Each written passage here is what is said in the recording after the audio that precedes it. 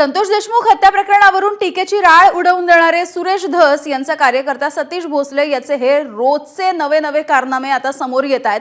भाजप कार्यकर्त्या आणि बीड जिल्ह्यामधील शिरूरचा कुख्यात गुंड सतीश भोसलेनं दिलीप ढाकणे आणि महेश ढाकणे या दोघांना काही दिवसांपूर्वी जबर मारहाण केली आणि यामध्ये दिलीप ढाकणे यांच्या तोंडाला गंभीर दुखापत झाली। त्यांचे 8 ते 10 दात सुद्धा पडले, तर महेश ढाकणे यांचा पाय फ्रॅक्चर झाला। 2 वर्षांपूर्वी सुद्धा सतीश भोसलेने अशाच पद्धतीने अमानुष मारहाण केली होती। त्याचा व्हिडिओ सध्या व्हायरल होताना दिसतोय। सतीश भोसले याच्या विरोधामध्ये शिरूर पोलीस ठाण्यामध्ये गुन्हा दाखल करण्यात आलाय।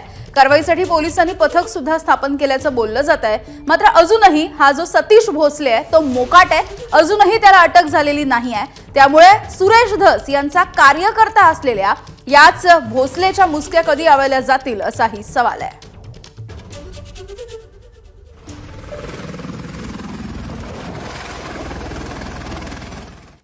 आणि याच मुद्द्यावरून आता रोहित पवार यांनी सुद्धा हल्लाबोल केलाय।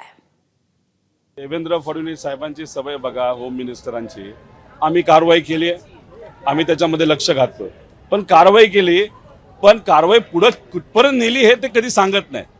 त्यामुळे सुरेश भाऊंचा जो कार्यकर्ता आहे, जो भोसले, त्याने अतिशय चुकीच्या पद्धतीने, वाईट प्रवृत्तीने एका गरीब माणसाला त्या ठिकाणी मारलेलं आहे। त्याचा विरोध आम्ही करतो।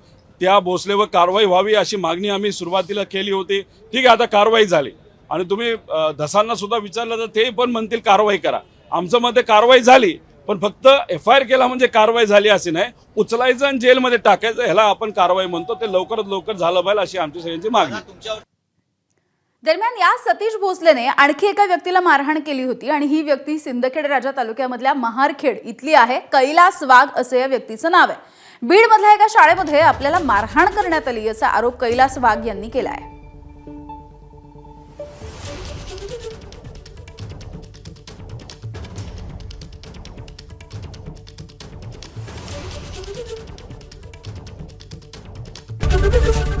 ABP माझा, उघडा डोळे बघा नीट।